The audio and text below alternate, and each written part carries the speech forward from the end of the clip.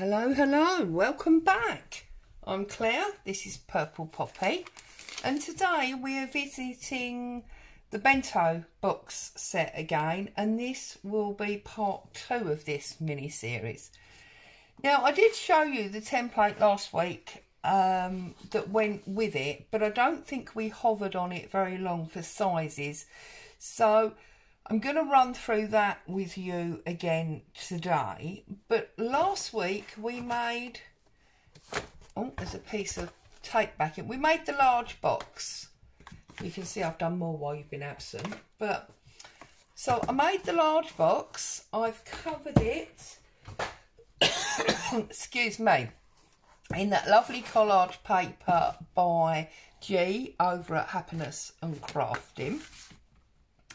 And now that it's got paper on the inside, paper on the outside, it's got the edge protectors, which I chose in the end to do from coffee dyed paper. And it's got all the layers of glue. It's really quite robust. And that was just using standard cardboard. So, we covered and made that one. And then while you were gone, I made the medium size one, which sits in there. I made 2, and obviously covered them already and complete, of the small size ones, and I've got the components of the 3rd small one here, which we'll do in a moment. But before we do that, I thought it would be a really good idea to run through those sizes for you. So the sizes are, for the overall large box, 11 inches by 7 3/4 inches, and the depth, the side panels, are 1.5 inches. For this middle size box, which is this one here, it's 6 inches by 7 1/4 inches, and the depth, this side piece here, is 1 inch. And then for the small ones, which are obviously these 3 here, you've got 4.5 by 2 1/4, and again the side depth is 1 inch. Okay, so 11 by 7 3/4 by 1.5 for the overall large box, 6 by 7 1/4 by 1 for the medium, and 4.5 by 2 1/4 by 1 for the 3 small ones. So that's what I did in your absence. I've now got my base, my 2 long sides, and my 2 short sides. And you'll see you've got a wrap point. If you put that on your join area, the wrap point, it depends on how you cover it, but I covered mine by starting here and wrapping to there, folding the ends in and then wrapping it in, so you get that fold point. If you do that on your join area, that'll all be hidden. And then I just used coffee dyed paper for my seams, and what I did was I cut strips using my ruler.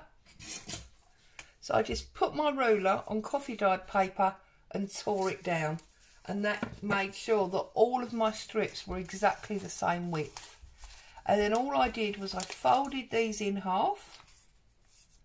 So fold it in half, press it down, and just come along, making this like groove fold all the way across like that, and then just press it down firm. Okay, so I did obviously lots and lots of those, and I then just used Pritt Stick to stick it down, because obviously it's an instant adhesive. If you use a wet glue, it can take, you know, time to set. If you'd rather use tape, use tape. If you want to use wet glue, use wet glue. You must use, you know, whatever you're happy to use. And then all I did was I took my scissors and I cut from the fold on the diagonal up, like that, so that when you open it up, you get that like V arrow. And then I just put that on my piece, measured how long I needed it to be, and I cut. Whoops. And I cut, and then obviously I cut the corner off. So, and you need one for the inside and one for the outside. So you're going to need 4 of the pieces that you cut, because you've got 2 that are the same size, which is 1, 2, and you need 2 pieces for each one, because you need an inside and an outside. So there's my inside and outside of that one. Here is going to be my inside and outside of this one.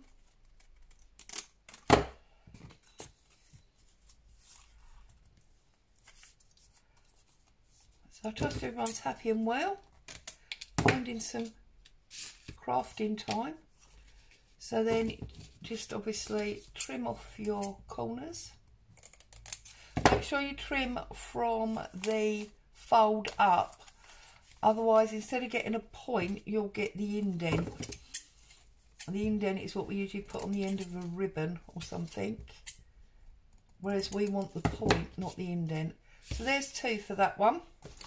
And I'm going to fold another piece to give me the 2 for the 4 for the 2 shorter sides. And then I'm going to want 8 corner pieces for these upstands. So, but we can cut them last. So again, measuring what I want. Okay. So, trim it there. And then just use that as a measure. So there's 2. Let's do our points. So we got that there. We got 1.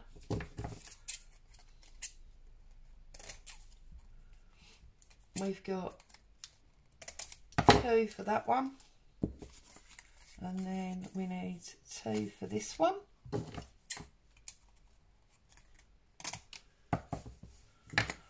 Okay.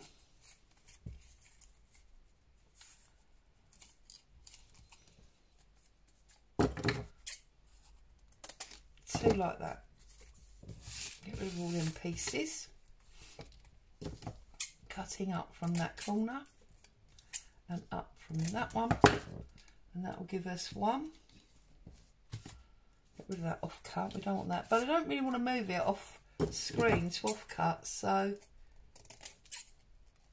we are going to get them falling everywhere. And there's our 2 there.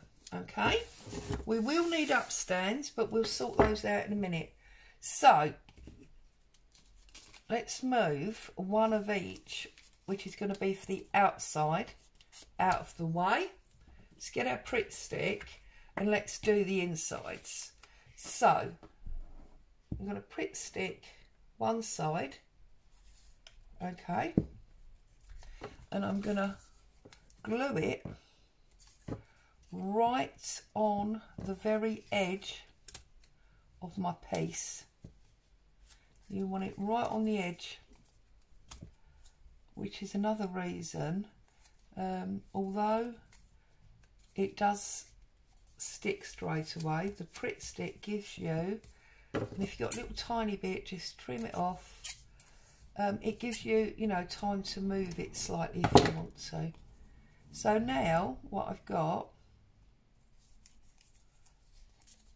is basically a hinge, and that is obviously going to fit on there. Okay, but before I put it on, I want to do the other side. So put this one on right on the edge. Again, like so, pressing it down and then opening it up. Okay, and just go around and do all of your hinges in that way, making sure, as I said, that you're covering your end seam from where you covered your piece. Press it down, open it up. That's going to obviously be that one. That's that one. That's that one. And then we've got this last one here. Okay.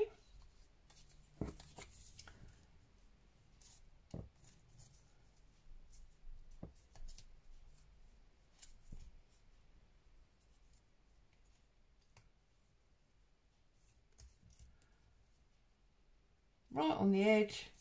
Sorry, you know what it's like when I concentrate, I don't talk very much, sorry. And that's quite important to get right on the edge. So then find your number one position. I'm going to use this small side. I'm going to put my Pritt stick or my glue on the hinge. I'm going to lay it onto the bench, and then I'm going to open it up and stand it up. That's that one. Okay, so then we go to position 2, and again I'm going to put glue on. I'm going to lay it on the counter, bench, table, whatever. Make sure it's lined up. Open it out. Stand it up and just make sure. See, and this is why we're going to need the corner pieces in a minute. So then this side, I'm working round just 1 to 4. Get yourself a system and stick to it, I find is the easiest way. Line up your side, open out your flap or your hinge and stand it up. Okay, and then the very last one. So that's all 4. Line it up.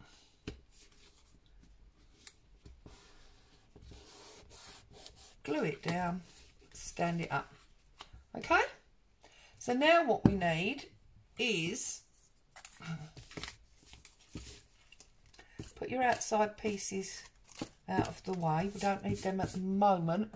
What we need now are the insides. Okay, so working in exactly the same way with this coffee dyed paper.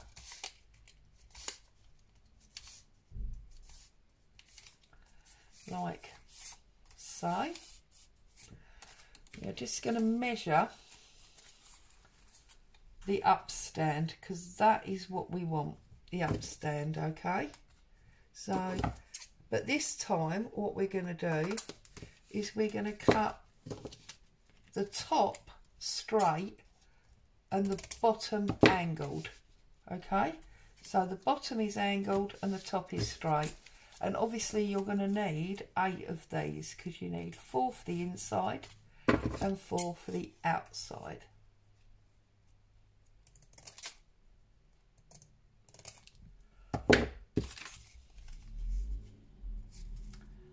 So there's our third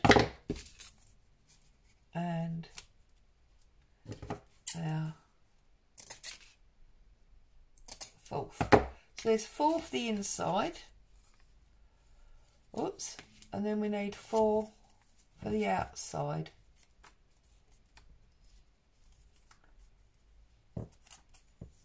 So just trim it. 1,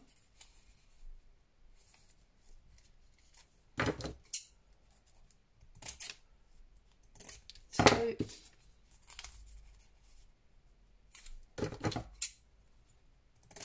3,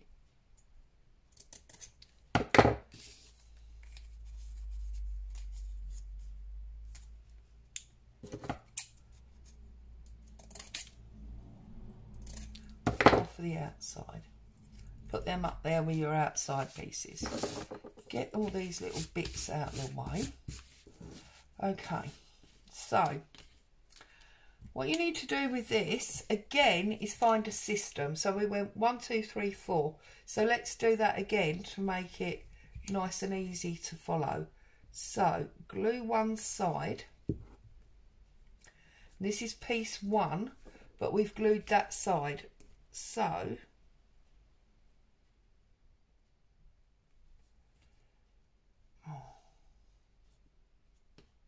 see, sorry, I've gone wrong there because I should have glued the other side. I wasn't thinking. Right, so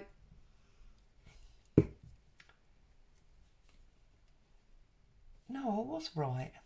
Going crazy. So glue your piece. See, I wasn't thinking straight.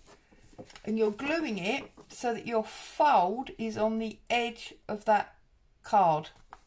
Okay? And then on piece 2, you're going to do the same. You want the point going away from you. You're going to turn it over and glue it. And then you're going to stick that down right on the edge as we did the others. And you can open that out as well. Okay? So you can see now with piece 1's got a side, piece 2's got a side. And then we're going to do exactly the same on piece 3. So you want the point always going away from you. Glue it up, line it up, make sure it's in the right position. So it's right on the edge of your board, on the top and on the side. So now piece 3's got a side. And now piece 4 has got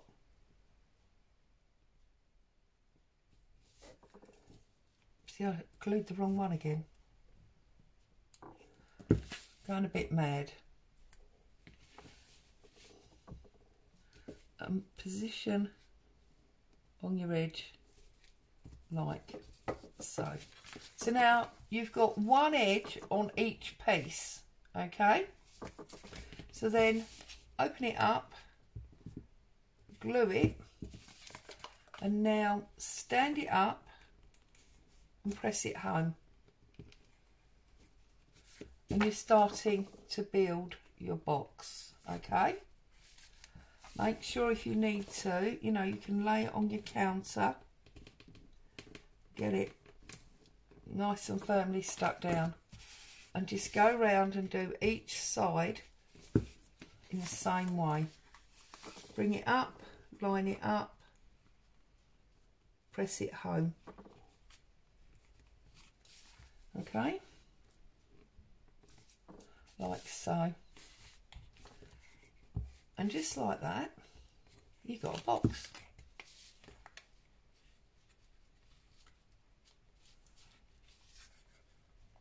Line it up, press it home.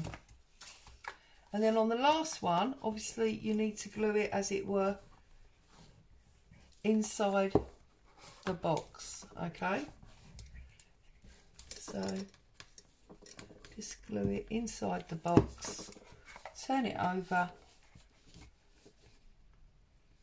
and fold it down like so. And there you got your box. Now if you've got one where your paper is slightly up, I've got one here, just trim it. Okay, so that is the inside of our box all glued, and now we're going to do exactly the same on the outside. Only this time what you're going to do is you need to open it up and glue both sides of the inside. And I found it easiest to do the long ones first. So it's glued, bend it back into place, and now offer it to your fold. So there's the fold, there's the end of the piece, and just run your fingers along and glue that down. And that's your first outside piece on, and obviously that's giving it the double strength that we need. So I'm going to do the other long side.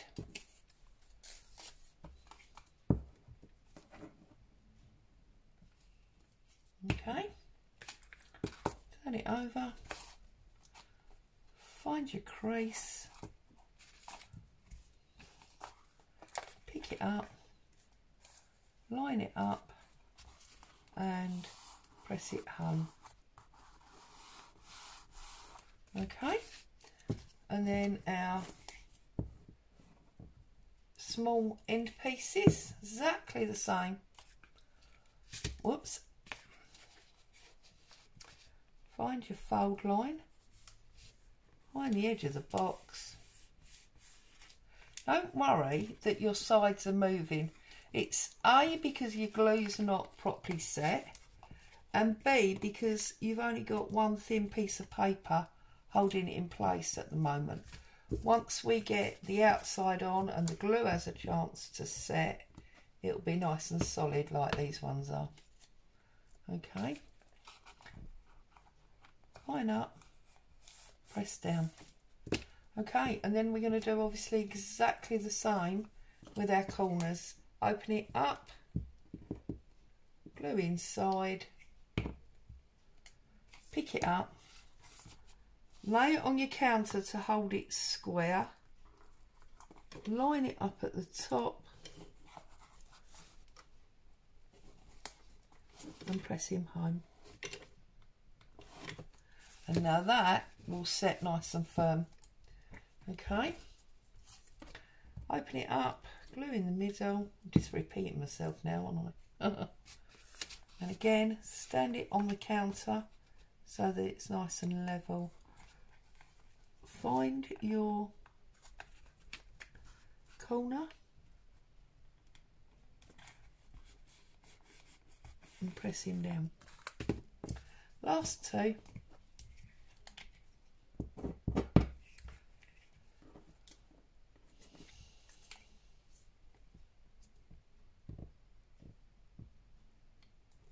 Okay.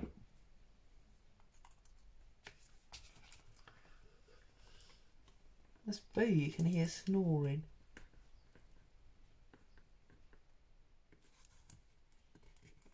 Find your corner, press it home, and then you've got one last corner here, and then all your boxes are done and covered.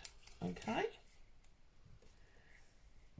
So then we get to the fun of filling up our bento box. Now, I decided that I wanted to make the entire thing first of all, and then make ephemera to go in it afterwards. And while I was working out my Matchbox, there you go, and there's your third one. All right. While I was working out my Matchbox size and design, which I will obviously give you in a minute, I remembered that I had this kit, this wonderful kit. I think it's called the Journal Maker's Handy Box or something, and it came from whose craft is it anyway? And I realised I had these, so I've decided I'm going to use these because they're very colour coordinating with the you know, the paper that I've used from G. Now at the moment, as you can see, these boxes are all empty, and that's what I mean about I wanted to fill it all up with ephemera before, and I can fit three matchboxes in each one of these. Okay, so I will be making 9. But to make your matchboxes, what I did was I took a piece of card, and it was originally completely square like this, okay, and what I did was the piece of paper was 5 by 3, okay, and I trimmed obviously the corners off. And what I've done is I've scored it 5/8, 5/8, 5/8, 5/8, 5/8, 5/8, all the way round, okay? And then that just gives you these fold lines. So then if you fold this one up, and you fold that one down, and you fold that one down, and you turn it round, and you do exactly the same. When you hold it up like that and you bring these in, and then you bring that top down like that, that will give you a perfect matchbox. Obviously you do need to glue it all in place, and you've got double strength on these sides that it's gonna move in and out from, okay? And then for the wrap, what you need is a piece that's 5 3/4 long, okay, by the same depth as your box when it's finished. For some reason I've not made a note of that size. Hang on, I will tell you what that is. So when that's all folded like that, the depth is 2.5 inches basically. Okay, so that goes over there like that, and then if you place your card on, you'll know exactly where to fold to make sure that it's wrapped around your box, and you'll get a little under flap there that you need to glue. Okay, so this one was, as I say, 5 3/4 inches by 2.5 inches, and then I scored at just over 1 3/4, and then just under 3/4, and repeating. And as I say, if you put your box on and you fold and you fold and you fold and you lift and you fold and you glue there, that will give you your matchbox that sits in.